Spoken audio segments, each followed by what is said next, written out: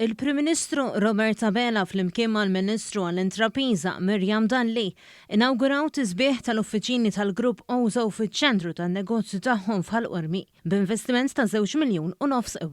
Fl-anniversarju tal-25 sena mit-twaqif ta' din il-kumpanija, l-Prim Ministru Robert Abela iddeskriva dan l-avveniment bħala wieħed ta' sodisfazzjon u ottimizmu għall-futur. Waqt din iż-żjara ġie spjegat kif fl-aħħar snin Ozo Group kiber b'mod sinifikanti fejn in-negozju infirex ferm tant li fil-preżent qed iħaddem miegħu 3,000 impjegat fi 8 kumpaniji u f'industriji differenti fosthom fil-qasam tal-ospitalità, ir-riżorsi umani u l-indafa.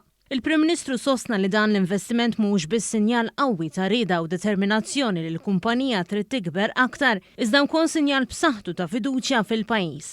Dr. Abela tenna li tmexxija tal-Grupp Ozo kienet innovattiva għaliex sabet modi biex il-kumpanija tkompli għaddejja anke fi żmien ta' pandemija globali.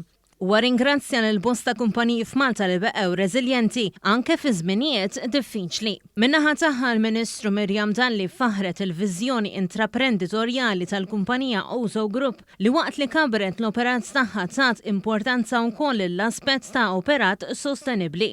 Fost oħrajn il-kumpanija tinsab fi proċess li taqleb il-flotta tal-vetturi tagħha għal karozzi li ma jniġsux jew inniġsu anqas.